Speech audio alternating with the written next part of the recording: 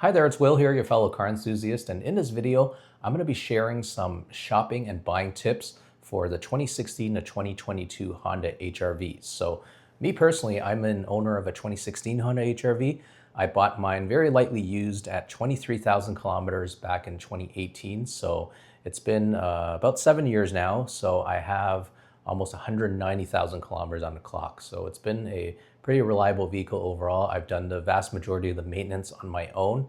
And so I'm going to share some things to look out for if you're thinking about buying one, specifically the 2016 to 2018, some of the older ones, because they tend to be priced a bit better right now and within reach for more people. So overall, very, very reliable car, but there are a couple of things to look out for just to make sure that you can get a vehicle that's not going to give you any problems, and it's a vehicle that you're not going to have to spend a lot of money on as soon as you acquire it. There are a couple of things to look out for. Specifically, if we go under the hood, you want to look in this area here. So this area is where you fill the transmission fluid. You want to make sure that it doesn't look oily or there isn't any kind of a weird smell as soon as you pop up the hood.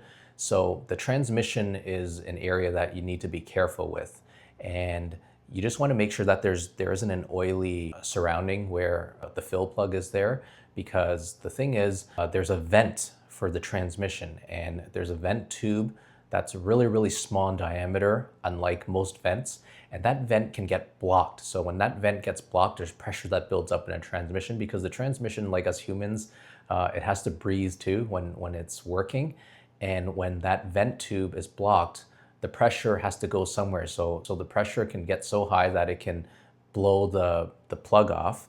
And when that plug is blown off, what can happen is, if you don't know about it and you're driving, dirt and other debris can get into the transmission, and fluid can also splash out, which can impact the overall fluid levels. So that can shorten the life of the transmission. We always want to make sure that the transmission's in good shape, because it's a major repair if it were to break. So aside from checking that, just check the engine oil levels, do a quick check, make sure that it's relatively clean. It's just a sign that it's been maintained fairly well if it is somewhat clean. If it's pitch black, then maybe you want to ask the seller if they have any service records. So check those under the hood. Those are really the main areas to look out for. And just make sure that you don't see any oily spots, or just take a look at the radiator near the grill. Just make sure that there isn't any blue or white caking around this area. You just want to make sure that there's no small radiator leak. So in terms of the exterior, do a in-depth look around. Make sure that there's no major panel gaps, that everything lines up nicely. Just make sure that there isn't any perforations in the body. A little bit of surface rust could be normal for 2016 and 2017 models, specifically if you live in an area with a lot of snow and they use salt during winter. So just do a once through and make sure that there isn't any weird areas. And of course, ask if it's ever been in a collision. And another thing to look out for too is that on some models, I recall that the LED taillights can burn out prematurely. So just check the lights, make sure that it's working. If you can, just have the salesperson, or if you're with a friend, have them step on the brake pedal and just make sure that the taillights come on, because if you have to replace those, they can be very expensive, and it would be a safety item too. So anybody who's selling it certified, like you gotta take that with a grain of salt, because a lot of dealerships will have people who will sign off on things for them even though they shouldn't, just to get the sale. So you always want to do your own due diligence, okay? So one really good feature in the back here is that the rear wiper blade can hold up on its own if you pull it up. I find this to be really useful if you're washing the vehicle and then you're drying the windows, or even during winter when you're wanting to scrape off ice, you can do a better job cleaning. So let's go inside the vehicle. So once you get into the driver's seat, start up the engine. Just make sure that the right pod, that gauge, is working, because it's a digital instrument cluster. So in my 2016, I do have occasional issues. It's more of an issue during winter, but the fuel gauge and the instantaneous fuel consumption gauge sometimes doesn't show up. And in my personal opinion, this is a safety issue that I think Honda should be issuing a recall on, but they won't, at least not in Canada, because you need to know how much fuel you have in your vehicle. So it works sometimes and it doesn't work sometimes. on my vehicle, which is really the only annoyance that I have with this vehicle. And I suspect that is just a soldering issue on the instrument cluster, but it is very, very expensive to replace. So if you're shopping for a 2016 or 2017, one of the older models, just make sure that when you start up the vehicle that this shows up, okay? But other than that, it's a good interior overall. The only thing that I don't like, and the only criticism really in the earlier models at least, is that there are no knobs for controlling the volume. So, you know, everything's either has to be done through the touch screen or you have to use the steering wheel controls to adjust your volume. So it would have been nice to have a knob. It's just nice to have physical controls, in my opinion. I've always been a fan of those. And the only other blunder in terms of interior design is the fact that the cup holders are not very good. So they're kind of squarish, so they don't grip a cup very well. So it can lead to spills. And one issue is that because the electronic parking brake switch is right in front of the front cup holder, it's very easy when you're driving around and say you have a full cup of coffee, a little bit of coffee or tea might dribble out and it can get into that switch, and over time it can cause that switch to malfunction, so you have to end up replacing that switch. So I've done a video on how to replace that switch, which has gotten a lot of views, and I'm thankful to all the viewers who've watched that video and were able to get some value out of it. So that's something to look out for too. So when you're in the vehicle, just operate the electronic parking brake, just make sure that it's working, and just make sure that it doesn't create any weird squealing sounds when it's engaging and disengaging. So here's a sound clip of how it should sound like. This is how a normal electronic parking brake sounds like when it's engaging.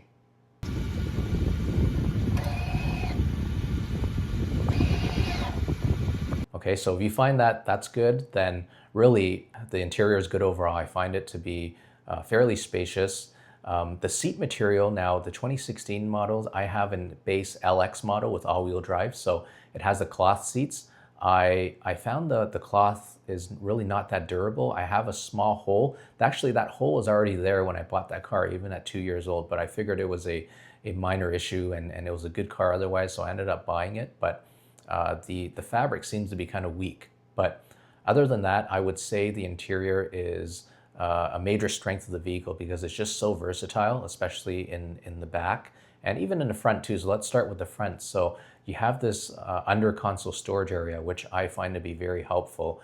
And you get one power outlet, so the 12-volt power outlet, but then you get USB ports, so you get 2 of them, and very rare too, you get a HDMI port. You don't see that as a common feature on a lot of vehicles, especially on economy vehicles. So I find that to be a really good feature, and you can plug in I guess you can connect your laptop with this. I haven't personally tried it, but you can connect it, and I guess whatever is on your laptop can show up on the center screen. And if we go to the armrest storage, it's not very big, but you do have 2 tiers of storage, and it's relatively deep, which is nice. So that's a nice little storage compartment to have as well. Now, if we go to the back, this is really the area or the one design that I really like. So they've got what they call the magic seats, and these seats, so if you fold down the seats, the ass portion, it goes all the way down, so it gives you more cargo space in terms of height space. So if you pull it back up, you can even hold the ass area up, and you can lock it in place, and that way you have a really large storage floor. And this can be useful if you have tall cargo, say like some tall plants or something like that. You can put it in there with ease. And it's a cool design because the way Honda was able to do this was most vehicles, the gas tank tends to be designed underneath the rear seats. Now with the HRV, they moved the gas tank to under the first row. So because of that, you get more floor space for the second row, and they're able to incorporate the magic seats because of that, and that ends up increasing the total cargo area of the vehicle. I find it to be a very clever feature. So this platform on this Honda HRV is based on the Honda Fit. So the older Honda Fits have this feature too, and the newer HRVs, the 2023 to 2026s, do not have these magic seats anymore, unfortunately.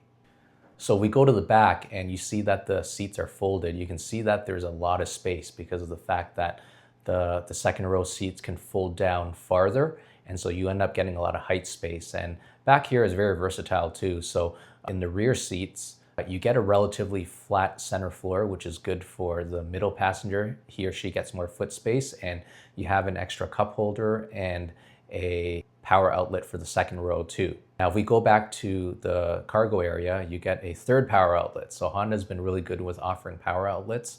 You got a light here as well, and it's pretty spacious back here, especially with the seats folded down. And the vehicle also comes with a temporary spare tire too, which is a good feature for a lot of buyers. A lot of people desire a spare tire over a tire repair kit. So I hope this video and some of the tips I provided along with the quick walk around of the vehicle really helped you and will give you the confidence in shopping for a used Honda HR-V.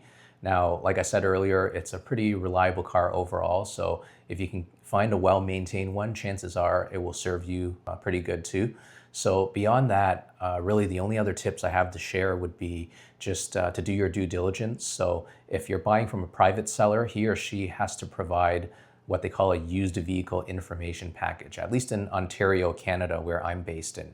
So this used vehicle information package will show all the previous owners of the vehicle along with the current owner, of course, whether there are any liens on the vehicle, and it'll give you the wholesale value of the vehicle as well. So that's something to look out for. And I would even say buy this package proactively on your own, even if you're looking at an HR-V from a dealership, because what I want you to look out for by buying this package is just to see who the previous owners were. So if you see that the first owner was a car rental agency, maybe that's not a good idea to buy this vehicle because it was probably abused in its first 1 or 2 years. But you also want to make sure that with that used vehicle information package that the owner is who he or she says he or she is. So it's just important to know that the vehicle is registered with the current owner. And another tool to look out for in terms of doing due diligence is try to purchase a Carfax report that's specific to the vehicle identification number of the ride that you're looking at. What you want to do with this document, you just want to see that there's some service records with the dealership or an accredited repair shop. You want to make sure that there are no collisions on record. Now, looking at this Carfax document, it's not foolproof. A vehicle could have been in a minor collision, but if it was never reported to police, then say for example, if they fixed it out of pocket, or they settled, or two parties who got in a collision settled it without reporting the collisions, then it's not going to show up on this report. But you just want to see this report anyways, just to see if there are any service records, any outstanding recalls, and also you want to see that it was registered within Ontario, within Canada, within your province. So I would say try to avoid buying any vehicles from Quebec because the roads there are very rough and there's a lot of illegal activity that goes on there in Quebec in terms of used vehicles. So that's just something to look out for. So do your due diligence with those documentations, and I hope you end up finding your vehicle. If you have any other questions about the Honda HR-V, especially the 2016 and the 2017 models. I'm not as well versed with some of the newer models, like say, for example, the 2020 to 2022s, but if you have any other questions or comments, please leave them. And I would say too, there was a minor redesign for the 2019 model year. So for the 2019s, they had a more fresher looking front end, and they have nicer exterior trim options too, just in terms of painted bumpers and painted fender finishers. And the paint is very thin on these vehicles too, so it's a good idea that once you buy the vehicle, just try to keep it clean often and try to wax the vehicle at least once or twice a year, or maybe put a ceramic coating on it. All right, those are the main tips. I hope this video helps.